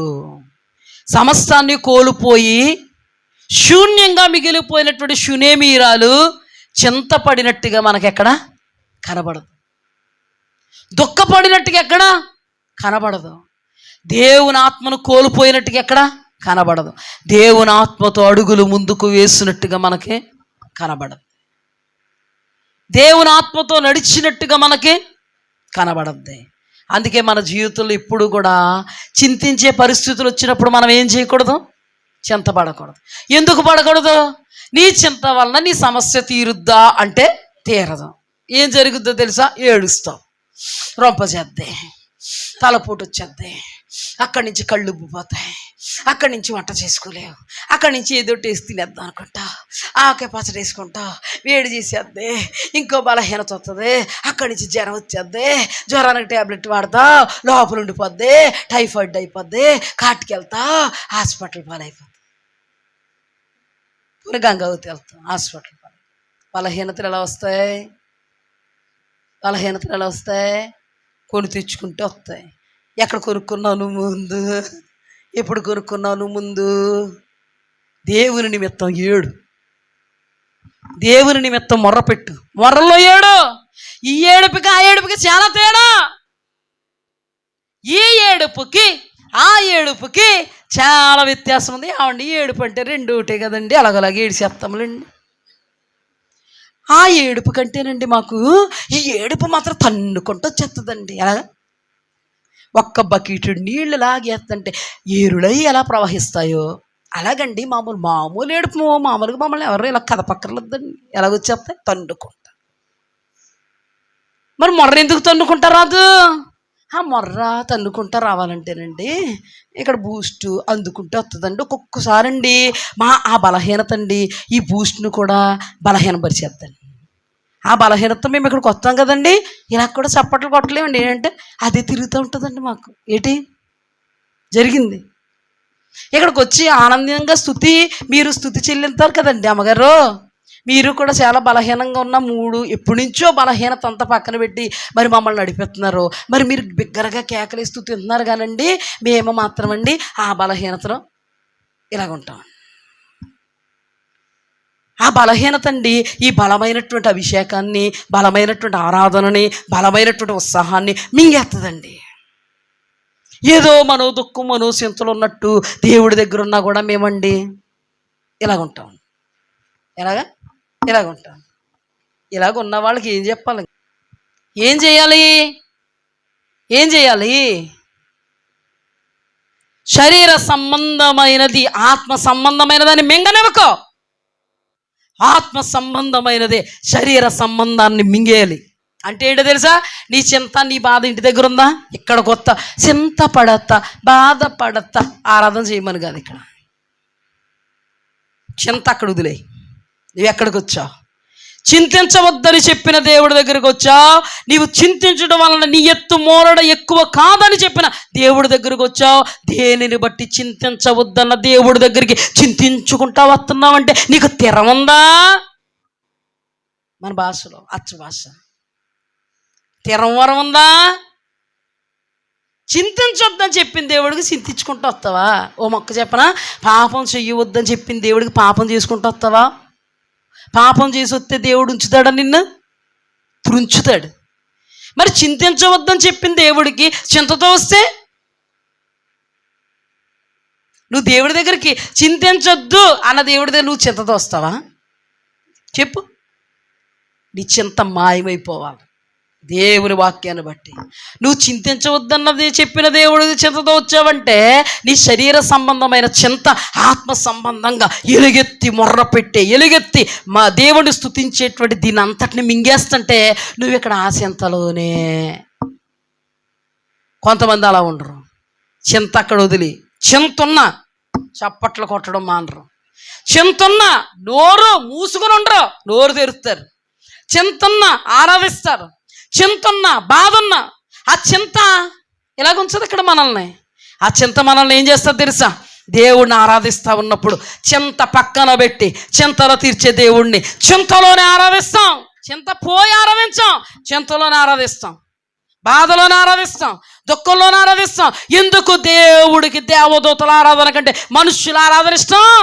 అదే నాన్న పౌలు, అదే నాన్న శీలలు చింతున్నా బాధున్నా కష్టమున్నా రక్తసిక్తమైపోయినటువంటి దేహాలతో దేవుడిని స్తుతించి ఆరాధిస్తే అద్భుతం చేశాడు దేవుడు. ఆ చింతలో ఇలాగనలేదు. మా చింత ఎవరికి తెలుసు, మా వీపు చట్నీ అయిపోయింది ఎవరికి తెలుసు అని అంటే అక్కడ రాదండి ఆరాధన రాదండి. ఈ రోజున నేను ఎంతో భయంకరమైనటువంటి జ్వరం అండి, లేగలేకపోయానండి నేను. అయినా నా దేవుడు నన్ను బలపరుస్తాడు. ఈరోజు ఉపవాస ప్రార్థన, మధ్యాహ్నం నుంచి వెళ్దాం టెస్ట్కి. బలపరచలేదా? ఆరాధన అంతకంటే ఎక్కువగా జరిగిందండి ఈరోజు ఆరాధన. హల్లెలూయా, దేవునికి మహిమ కలుగును గాక. బలంగా ఉందాం. ఆ చింత అక్కడ వదులు. చింతను విడిచిపెట్టని చెప్పిన దేవుడి దగ్గరికి చింత పోలేదు. చింతతోనే ఆరాధించడం నేర్చుకో, స్తుతించడం నేర్చుకో, మహింపరచడం నేర్చుకో, ఆర్భటించడం నేర్చుకో, స్వరమెత్తడం నేర్చుకో, చప్పట్లు కొట్టడం నేర్చుకో. దేవుడు అతీతంగా అద్భుతం చేస్తాడు. పౌలు శీలలు మన మధ్యలో లేరా? వాళ్ళు ఆ చింతలో ఆ రక్తశక్తమైన దేహముతో దేవుణ్ణి ఆరాధిస్తూ ఉంటే దేవుడు అద్భుతంగా దిగొచ్చి అద్భుతం చేస్తే అక్కడ మహా ఆశ్చర్య కార్యం జరిగింది. నువ్వు కూడా నీ చింతలో ఆరాధిస్తే అద్భుతం జరుగుద్ది, మహింపరిస్తే ఆశ్చర్యకార్యం జరుగుద్ది. ఆయనలో గంభీరంగా స్తుతిస్తే మహాశ్చర్యకార్యం జరుగుద్ది, సూచక్రియ జరుగుద్ది. నీ చింతలోనే దేవుణ్ణి అంతగా ఆరాధిస్తున్నావని దేవుడు పులకించిపోతాడు. దరువేస్తాడు ఆయన. వేసాడా దరువు? భూకంపం వచ్చింది, అది హానికరమైనది కాదు, ఆశీర్వాదదాయకమైనదే. అంత అద్భుతం జరుగుద్ది. బలపరుచు వాని యందు నువ్వు బలపరచబడు.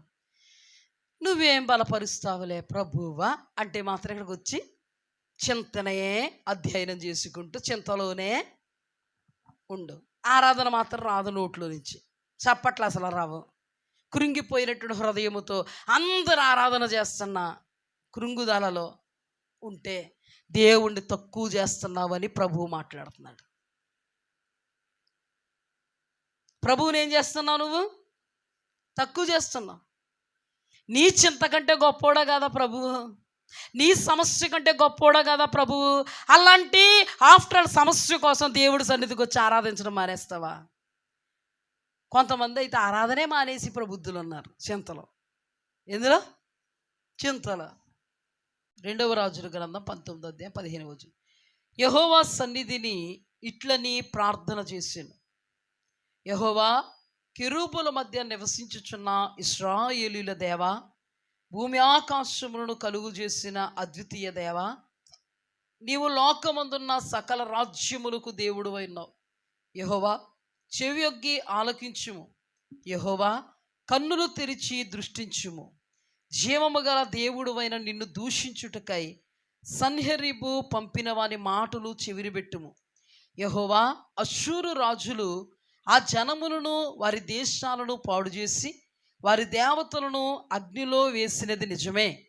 ఆ రాజ్యముల దేవతలు నిజమైన దేవుళ్ళు కాక మనుష్యుల చేత చేయబడిన కర్రలు రాళ్లే గనుక వారు వారిని నిర్మూలము చేసిరి. యెహోవా మా దేవా, లోకమందున్న సమస్త జనులు నీవే నిజముగా ద్వితీయ దేవుడు అయిన యెహోవా అని తెలుసుకున్నట్లు అతని చేతిలో నుండి మమ్మును రక్షింపుము. హల్లెలూయా. ఇక్కడ ఒక భయానకమైనటువంటి పరిస్థితి హిజ్కియా రాజుకు ఏర్పడింది. అక్కడ యెహోషాపాతు రాజుకు ఏర్పడినట్టుగానే ఇక్కడ హిజ్కియా రాజుకు ఏర్పడింది. యెహోషాపాతు రాజు మీదకి ఎలాగైతే శత్రు సమూహం వచ్చారో, హిజ్కియా రాజు మీదకు కూడా సన్హరీబు అనబడేటువంటి ఇతని మీదకి వచ్చాడు. అష్షూరు. హల్లెలూయా. అష్షూరు రాజు అయినటువంటి సన్హరీబు ఇతని మీదకి వచ్చాడు. ఈ అష్షూరు రాజు ఎలాంటివాడు అని మనం ధ్యానం చేస్తే, అతడు మహారాజుగా ఏలుబడి చేస్తున్నటువంటి దినాలు. హిజ్కియా రాజు 25 సంవత్సరాలకే రాజ్యాన్ని పరిపాలించడం ప్రారంభించాడు. అలా 29 సంవత్సరాలు యోధా దేశాన్ని అతడు పరిపాలన చేస్తూ వచ్చాడు. అతడు ఎంత నమ్మకమైనటువంటి వ్యక్తి అంటే దేవుడికి, దావీదు ఎలా ఉన్నాడో అలాగే ఇతడు కూడా దేవుని ఎదుట సంపూర్ణత కలిగిన వాడిగా ఉన్నాడు. హిజ్కియా రాజు దేవుడు అంటే చాలా భయభక్తులు కలిగిన, హిజ్కియా రాజు దేవుడు అంటే చాలా శ్రద్ధాభక్తులు కలిగిన వాడు. యెహోషాపాతు రాజు ఎలా అయితే దేవుడికి అనుకూలుడో అంతకంటే ఎక్కువ అనుకూలుడు హిజ్కియా రాజు. హిజ్కియా రాజు పూర్వీకులలో ఉన్న రాజులు కానీ రాబో రాజులలో కానీ అతడంతా దేవుడికి విధేయుడైనటువంటి వ్యక్తి లేడు అని ఆ సందర్భం 18వ అధ్యాయంలో 2వ రాజుల గ్రంథంలో రాయబడింది. అంత అద్భుతమైనటువంటి వ్యక్తి. ఆ రోజుల్లో అష్షూరు రాజు అనబడేటువంటి సన్హరీబు రాజుగా అష్షూరు దేశానికి ఉన్నాడు. ఆ రాజు మామూలుడు కాదు. రాజ్యాలని కొల్లగొట్టుకుంటూ, రాజ్యాలని స్వాధీనపరుచుకుంటూ అతడు హిజ్కియా మీదకి దండెత్తిచ్చాడు. ప్రాకారం కలిగినటువంటి పట్టణాలన్నిటినీ కూడా ఆ రాజు పట్టుకున్నాడు. హిజ్కియా రాజుకు దేవుడు తోడుగా ఉన్నందున అతడు ఏ రాజుకి కూడా తలొగ్గి బ్రతకలేదు అంతవరకు. దేవుడు హిజ్కియా రాజు ఎక్కడికి వెళితే అక్కడ అతనికి విజయాలను ఇస్తూ వచ్చాడు. ఆ సందర్భంలోనే ఇశ్రాయేలీల దేశం షోమ్రోను పట్టణం పట్టబడింది. ఎవరి ద్వారా? అష్షూరు రాజుల ద్వారా. అష్షూరు రాజు ద్వారా పట్టబడింది. సన్హరీబు రాజు కంటే ముందు ఒక రాజు ఉంటాడు. ఆ రాజు చచ్చిపోతేనే కదా సన్హరీబు, అవునా కదా? ఆ ఇశ్రాయేలుల దేశం పట్టబడిన తర్వాత ఇతను 29 సంవత్సరాల రాజ్య అధికారంలో మధ్యరకంగా వచ్చేటప్పటికి 14వ సంవత్సరంలో అష్షూరు రాజు అనబడేటువంటి సన్హరీబు ఇతని మీదకి దండెత్తొచ్చాడు. ప్రాకారం కలిగినటువంటి పట్టణాలు పట్టుకున్నాడు. మనం ఇమేజ్ చేసుకుంటే ఇలాగ వచ్చి ఇలాగ అటాక్ చేసేసి రాజ్యాన్ని కొల్లగొట్టారు. సంవత్సరాలు పడతాయి, వాళ్ళకి సంవత్సరాలు పడతాయి. దానిలోనే రాయబడి ఉంది, ఇశ్రాయేలీల షోమ్రోను పట్టణాన్ని అష్షూరు రాజు సన్హరీబు కంటే ముందుంటాడు కదా, ఆ రాజు పట్టుకోవడానికి వచ్చి 3వ సంవత్సరంలో పట్టుకున్నాడు. అంటే ఒక్కోదాన్ని ఏం చేసుకుంటూ వెళ్ళాలి? ఇది మన ఎరడోని క్యాంపు కాదు కదా, ఇలా వచ్చేసి కొల్లగొట్టేయడానికి ఒక రాత్రికి రాత్రి దేశం. అర్థమైందా? అలాగే వీళ్ళు మొత్తానికి ఆ రోజుల్లో ఇశ్రాయేలీల దేవుడు ఎవరు? యెహోవా. షోమ్రోను ఇశ్రాయేలీలకి పట్టణం రాజధాని షోమ్రోను. ఇప్పుడు చూడండి, మన కర్ణాటక రాష్ట్రానికి బెంగళూరు రాజధాని, అవునా కదా? అలాగా రాజధాని షోమ్రోను పట్టణం. ఇశ్రాయేలీలు పట్టబడ్డారు ఎవరి చేతుల్లో? అష్షూరు రాజు, సన్హరీబు కంటే ముందు రాజు.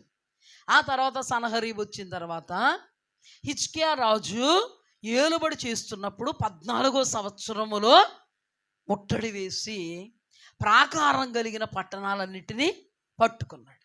అంతకు మునుపు వరకు హిజ్కియా రాజు అతనికి తలొగ్గి బ్రతకలేదు. ఎవరికి? అష్షూరు రాజుకి. అలాంటప్పుడు హిజ్కియా రాజు ఏం చేశాడంటే పట్టణాలు పట్టుకున్నాడు కదా, ప్రాకారం కలిగిన పట్టణాలు అంతా కాదు, పట్టుకున్నాడు కదా కొంత. అప్పుడు ఆ రాజుకి కబురు పంపాడు, అయ్యా మరి మీరు ఏ జరిమానా వేస్తే దాన్ని నేను నిశ్చయముగా నెరవేరుస్తాను అంటే, అతడు జరిమానాగా, ఇప్పుడు అతని ఏలుబడిలో ఉండాలి కదా, మరి అతను పట్టేసుకున్నాడు కదా రాజు. ఇప్పుడు జరిమానాగా ఏమీ లేదు, 600 మనుగుల వెండి, 60 మనుగుల బంగారము నాకు కావాలి. 2వ రాజుల గ్రంథం 18:14. యోధా రాజు అని హిజ్కియా లాకీషు పట్టణమందున్న అశ్షూరు రాజునొద్దకు దూతలను పంపి, నా వలన తప్పు వచ్చినది, నా యొద్ద నుండి తిరిగి నీవు వెళ్ళిపోయిన ఎడల నా మీద నీవు మోపిన దానిని నేను భరించుదునని వర్తమానము చేయగా, అశ్షూరు రాజు యోధా రాజు అయిన హిజ్కియాకు 600 మనుగుల వెండి, 60 మనుగుల బంగారం జుల్మానాగా నియమించెను. అంటే నువ్వు వెళ్ళిపోతే తప్పు జరిగింది, నువ్వు నన్ను విడిచి వెళ్ళిపోతే నువ్వేమిమ్మంటే ఇస్తాను అని లాకీషు పట్టణములో ఉన్న రాజు అయినటువంటి అశ్షూరు రాజు సన్హరీబు దగ్గరికి ఇతను పంపించాడు. పంపిస్తే అతను ఆ మాటను ఒప్పుకుని, నాకు 600 మనుగుల వెండి, 60 మనుగుల బంగారం ఇవ్వు అంటే ఏంటి దాని అర్థం? నువ్వు వెళ్ళిపోతావు, అందుకు నేను ఇస్తానంటే నేను వెళ్ళిపోతాను ఇవ్వు అన్నట్టే కదా అర్థం. అప్పుడు ఇచ్చాడు. పాపం 600 మనుగులు వెండి అంటే పాపం ఎక్కడో సంపాదించి ఆ వస్తువులు ఈ వస్తువులు తీసి, బంగారం కూడా 60 మనుగులు. బంగారం అంటే మామూలు కేజీలు కాదని మనుగులు. ఈ బంగారం అంతా పాపం అక్కడ ఇక్కడ తన రాజ్యంలో తన కట్టినటువంటి దానిలో, లేకపోతే మందిరపు తలుపులకి సంబంధించిన దానిలో నుండి బంగారం తీసి మొత్తానికి ఇచ్చాడు. ఇస్తే ఇప్పుడు అతను ఏం చేయాలి? వెళ్ళిపోవాలా? వెళ్ళిపోకుండా తనకి రైట్ హ్యాండ్గా ఉన్నటువంటి 3 పంపుతున్నాడు. ఎక్కడికి? ఇక్కడ యోధా దేశం అన్నమాట. ఇతుంది ఇశ్రాయేలుల దేశం వేరొకరు, ఇది యోధా దేశం. ఈ పట్టణం యెరూషలేం పట్టణం, రాజధాని. ఇక్కడికి వస్తున్నారు. వచ్చి ఒక చోట నిలబడితే మన హిజ్కియా రాజుకు సంబంధించిన రైట్ హ్యాండ్స్ని 3 వాళ్ళ దగ్గరికి పంపారు. వీళ్ళిద్దరు కలుసుకున్నారనమాట. కలుసుకున్నప్పుడు వాళ్ళు 3 పంపి, 3తో పాటు మన యెహోషాపాతు రాజు దగ్గర 3 శత్రు సమూహాలు వచ్చేంజ్ చదువుకున్నాం కదా, అలాగే ఒక బలమైనటువంటి సమూహాన్ని పంపాడనమాట. ఎవరో? అశ్షూరు రాజు సన్హరీబు. పంపినప్పటికీ పాపం ఇతను ఏం చేశాడంటే, ఇతని తరపున ఒక 3 పంపాడు. పంపేటప్పటికి దానిలో ముఖ్యుడైనటువంటి ఒకడు రబ్షాకే అనే వ్యక్తి మాట్లాడుతున్నాడు. ఏమని మాట్లాడుతున్నాడంటే, గట్టి స్వరంతో, శత్రువు గట్టి స్వరంతో మాట్లాడుతున్నాడు. ఏమని మాట్లాడుతున్నాడంటే, ఓ ప్రజలారా, మీరు నాకు సరెండర్ అయిపోవాలి అని మా రాజు చెప్పాడు. మీరు ఎప్పుడైతే మాకు సరెండర్ అయిపోతారో మీకు అంత మంచిగా జరుగుతుంది. మేము మీ మీద యుద్ధం చేయక్కర్లేకుండానే మీరు మాకు దాసోహం అయిపోతే, సరెండర్ అయిపోతే మీకు అన్నీ కూడా మంచిగా జరుగుతుందని మా రాజు మీకు హామీ ఇమ్మన్నాడు. మీరు రాజు అయినటువంటి హిజ్కియా మాటలు పట్టుకుని మాకు సరెండర్ అయిపోకుండా, హిజ్కియా చెప్పుతున్న మాటలను బట్టి హిజ్కియా దేవుడు మన దేవుడు గొప్పోడు, ఆయన మనల్ని కాపాడుతాడని మీకు చెప్తున్నాడు హిజ్కియా రాజు. మీరు హిజ్కియా మాట పట్టుకుంటే మాత్రం మా చేతుల్లో మీరు నాశనం అయిపోవడం ఖాయం. మీ దేవుడు మిమ్మల్ని ఏమీ ఉద్ధరించలేడు.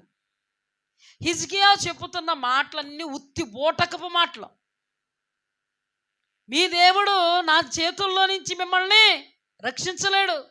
అసలు మాట చెప్పనా, మీ దేవుడే నన్ను యుద్ధానికి వెళ్ళమన్నాడు. ఇంకా మీ దేవుడేమి రక్షిస్తాడు మిమ్మల్ని? ఒక మాట చెప్తాను, మా రాజు గారు మహారాజు, ఆయన ఎక్కడికి వెళ్ళినా కూడా రాజ్యాన్ని అతను ఏం చేస్తాడు? పట్టుకుంటాడు. మా రాజుగారి చేతుల్లో నుంచి ఏ రాజ్యాన్ని ఏ దేవత విడిపించలేకపోయింది. ఇప్పుడు ఇశ్రాయేలీల దేవత కూడా విడిపించలేకపోయింది. ఎందుకు? ఇశ్రాయేలీలు పట్టబడ్డారు కాబట్టి. చూడండి దేవునికి ఎంత అవమానమో. ఇశ్రాయేలీలు ఎందుకు పట్టబడ్డారు అక్కడ రాయబడి ఉంది. వాళ్ళది ఇశ్రాయేలీల దేశం షోమ్రోను పట్టణం. వీళ్ళది యోధా దేశం, హిజ్కియాది యెరూషలేం పట్టణం. ఇశ్రాయేలీలు ఎందుకు పట్టబడ్డారంటే వాళ్ళు కానీ వాళ్ళ రాజు కానీ దేవుడు ఆజ్ఞలు పట్టనట్టుగా కట్టడలు విధులు మోషే ద్వారా దేవుడిచ్చినటువంటి ఈ మాటలు పట్టనట్టుగా దేవుడికి విరోధంగా ఉన్నారు కాబట్టే వాళ్ళ పక్షముగా దేవుడు కార్యం చేయలేదు. కాబట్టి వాళ్ళు ఏమైపోయారు? చెరకెళ్ళిపోయారు. దాన్ని బట్టి అతను అంటున్నాడు, ఏమనుకుంటున్నాడంటే ఇశ్రాయేలీలు మీరు కొంచెం కొంచెం ఇదే కదా, ఇశ్రాయేలీల దేవత దేవుడని తెలదు అడిగి దేవుడని తెలియదు. నెబుకద్నెజరు రాజు కూడా శద్రక్ మెషక్ అబేద్నెగోల మధ్యలోకి మన దేవుడు పరలోకము నుండి దూతను పంపితే దేవతలాగా ఉన్నాడు అంటున్నాడు. వాళ్ళకి దేవుడి గురించి తెలియదు. వాళ్ళ దేవతలే దేవుళ్ళు అనుకుంటారు వాళ్ళు. అర్థమైందా? ఇప్పుడు ఇశ్రాయేలీల దేవత మా రాజుగారి చేతుల్లో నుంచి ఇశ్రాయేలీల్ని ఏం కాపాడలేదు. అలాగే చుట్టుప్రక్కల ఉన్నటువంటి దేశాల దేవతలు మా రాజుగారి చేతుల్లో నుంచి ఆ దేశాలను ఏం కాపాడలేదు. ఇప్పుడు ప్రజలారా మీరు మాకు సరెండర్ అయిపోతే చాలా మేలు. ఏ హిజ్కియా రాజు చెప్తున్న బూటకపు మాటలు, నాటకపు మాటలు, మోసపు మాటలు మీరు వినకండి. ఆ దేవతలే చేతుల్లో నుంచి రక్షించలేనప్పుడు మీరు నమ్ముకున్న మీ దేవుడు, మీ హిజ్కియా రాజు నమ్ముకున్న మీ దేవుడు గొప్పగా మిమ్మల్ని రక్షిస్తాడా? ఎట్టి పరిస్థితుల్లో రక్షించడు. మాకు సరెండర్ అయిపోండి, మీకు మేము ఆఫర్స్ ఇస్తాం, మీకు మేము మేలు చేస్తాం, మిమ్మల్ని కష్టపెట్టాం, మీరు తినడానికి ఇస్తాం, తాగడానికి ఇస్తాం, గోధుమల పంటలు, ఆ పంటలు, ఈ పంటలు, అలాంటి ఉన్నతమైనటువంటి స్థానంలో మిమ్మల్ని నిలబెడతాం అంటే అద్భుతం ఏంటంటే గొర్రెల్లాగా తిరిగిపోలేదు. అదండి అద్భుతం. చాలామంది గొర్రెల్లా తిరిగిపోతే మా రాజు ఏమైపోతే మాకెందుకు, మా రాజ్యం ఏమైపోతే మాకెందుకు, మా దేవుడు తలదించుకుంటే మాకెందుకు, ఎత్తుకుంటే మాకెందుకు, ఇప్పుడు సరెండర్ అయిపోతే కనుక మా దేవుడు ఏం చేయలేడంట అన్నాడు. వాళ్ళ దేవుడే వచ్చేయమన్నాడంట. మీ దేవుడే నన్ను పంపాడు యుద్ధం చేయడానికి. మన దేవుడే మనల్ని యుద్ధం చేయడం, మన మీద యుద్ధం చేయమని పంపితే ఇశ్రాయేలీలు ఏమన్నారండి? ఒరే మన దేవుడు మనల్ని ఉన్నత దేహులు హస్తాలకు అప్పచెప్పేయడానికి తీసుకొచ్చారు, ఎన్ని అద్భుతాలు అనుభవించాక అన్న మాట. వీళ్ళ బలవంతులా చెప్పండి? కానీ వీళ్ళు ఏం చేశారో తెలుసా? వాళ్ళ రాజు అన్నాడు, అక్కడి నుంచి ఎటువంటి మాటలు వచ్చినా నా ప్రజలారా మీరు నోరు మూసుకుని ఉండడం, మాట్లాడకండి అన్నాడు. హల్లెలూయా. ఈ ప్రజలు నోరు మూసుకుని ఉన్నారు కానీ మాట్లాడలేదు. అవునా రాజా మేము సరెండర్ అయిపోతా అనలేదు. వాళ్ళు విశ్వసించారు. ఎందుకు విశ్వాసం వచ్చింది? నిన్న దినాన్ని అన్నాను, సంఘ నాయకుడు సరిగ్గా ఉంటే సంఘం సరిగ్గా ఉంటుంది. రాజు దేవుడికి అనుకూలంగా ఉన్నాడు కాబట్టి రాజు యొక్క ప్రజలు దేవుడికి అనుకూలంగా ఉన్నారు. హల్లెలూయా. రాజుగారి మాటను చెవదాట్లే. వీళ్ళకి మనం సరెండర్ అయిపోతే మన దేవుడే వాళ్ళకి అప్పచెప్పేస్తారని చెప్పాడంట. అందుకే సన్హరీబు వీళ్ళని పంపాడు, వీళ్ళకి సరెండర్ అయిపోదాం, మన దేవుడు మనల్ని ఏం కాపాడలేడు, హిజ్కియా సోది కబుర్లు చెప్తున్నాడు అని అనుకోలేదు వాళ్ళు. రాజు బలంగా ఉన్నాడు కాబట్టి, దేవునిలో బలిష్టంగా ఉన్నాడు కాబట్టి, రాయబడినట్టుగా దావీదు వలె పూర్ణంగా దేవుని ఎదుట నిలబడ్డాడు కాబట్టి, ఆజ్ఞలు కట్టడలు విధులు గైకొన్నాడు కాబట్టి శత్రు సమూహము బలగము అతని మీదకు వచ్చినా సరెండర్ అయిపోతామన్న మాటలే. మా దేవుడు గొప్పోడు అన్నారు. హల్లెలూయా. బలహీనపరుస్తున్నారు వాళ్ళు వచ్చి ప్రజల్ని. ఈ రోజున ఎంతమంది ప్రజలు, సంఘస్థులు ఏదైనా ఎవరైనా బలహీనపరిస్తే దేవుణ్ణి వదిలేసిన వాళ్ళు ఉన్నారా లేదా? మీరు వదలలేదులే, మిమ్మల్ని అంటలేదు నేను, మాట చెప్పండి, వదిలేసి వాళ్ళు ఉన్నారు. ఏదైనా పరిస్థితి వస్తే, ఏదైనా కష్టం వస్తే, ఎవడన్నా ఎక్కడికి వెళ్ళిపోతున్నావు నువ్వు బైబిల్ పట్టుకుని అన్నాడంటే వదిలేసి వాళ్ళే దేవుణ్ణి. అలాంటిది ప్రగల్భాలు పలుకుతున్నారండి. ముగ్గురులో రబ్షాకే అనేవాడు మాట్లాడుతున్నాడు. సిరియా భాషలో మాట్లాడట్లే, వాళ్ళ భాషలో మాట్లాడుతున్నాడు. మనోళ్ళు భాషలో మాట్లాడుతున్నాడు. మనోళ్ళు భాషలో మాట్లాడుతుంటే గుండెలు కరిగిపోవా? వీళ్ళకి గుండె జారిపోదా? దానికి తగ్గట్టుగా తమ రాజు మీద నెపాలం మోపుతూ, నీ రాజు వల్ల ఏం జరగదు, నీ రాజు చెప్తున్న కబుర్ల వల్ల ఏం జరగదు, నీ రాజుగారు సేవిస్తున్న దేవుడిని ఆధారంగా చేసుకుని చెప్తున్నాడు, ఆ దేవుడే మమ్మల్ని యుద్ధానికి వెళ్ళమన్నాడు, నీ దేవుడు వల్ల నీ రాజు వల్ల ఏమీ జరగదంటే వీళ్ళు ఒక్కసారిగా తిరిగిపోవాలి. అర్ధమర్ధ ఇశ్రాయేలీలు లాంటి వాళ్ళు కాదు వాళ్ళు. హల్లెలూయా. వీళ్ళు ఎవరో తెలుసా? బలమైన వాళ్ళు. ఏదేమైనా మా రాజుగారు చెప్పింది మేము వింటాం. ఏదేమైనా మా దేవుడు మేము ఆధారపడతాం. ఏంటి అంత బలంగా మాట్లాడుతున్నానా? ఆ మాటలు మిమ్మల్ని భయపెట్టలేదా? ఆ పరిస్థితి మీలో గుండెల్లో గుబేలు రేపలేదు. మేము బలంగా ఉన్నాం దేవుడి విషయంలో. హల్లెలూయా. దేవుడి మీద ఎవరైతే ఆధారపడి ఉంటారో, దేవుడి మీద ఎవరైతే నిజంగా మనసు పెట్టుకుని ఉంటారో, దేవుణ్ణి ఎవడైతే హృదయంలో భద్రపరుచుకుంటాడో, ఆపాదించుకుంటాడో, ఎటువంటి పరిస్థితులు వచ్చినా, ఎటువంటి మాటలు వినబడినా, ఎటువంటి స్థితిగతులు ఎదురొడ్డి మన మీదకు వచ్చినా దానికి ఎదురొడ్డి నిలబడిపోతాం. దేవుని నిమిత్తం మౌనం అయిపోతాం అక్కడ. మా దేవుడు ఉన్నాడు. ఈ ప్రజలండి తన రాజుగారు చెప్పిన మాట తన దేవుడు చేయగలడని నోరు మూసుకుని ఉండిపోయారండి. ఆఫర్స్ ఇష్టం లేదంటే ఇస్తున్నారు. వాళ్ళు అయిపోయారులే, మేము బాగుపడిపోతాం, మాకు మంచి గోధుమలు తినడానికి ఆహారము అన్ని సౌఖ్యంగా ఉన్నప్పుడు ఇక్కడైతే అక్కడైతే వెళ్ళిపోతామే, అక్కడైతే వెళ్ళిపోవడమే, బతికేస్తానంటున్నాడు కదా. మళ్ళీ దేవుడు యుద్ధం చేసే వరకు, దేవుడు కార్యం చేసే వరకు, హిజ్కియా రాజు వచ్చే వరకు, ఇదంతా జరిగే వరకు ఉండాలి మనం. ఇప్పుడు వెళ్ళిపోదాం, మంచి ఆఫర్ ఇస్తే మనం బాగుపడతాం కదా అనుకున్నారా? తన దేవుడు తక్కువ చేశారా? తన రాజు తలను దించారా? వెళ్ళళ్ళకి సరెండర్ అయిపోయారా? సొత్తులైపోయారా? వాళ్ళు అంటున్నారు, ఎందుకు సిరియా భాష మాకు వచ్చు, సిరియా భాషలో మాట్లాడండి.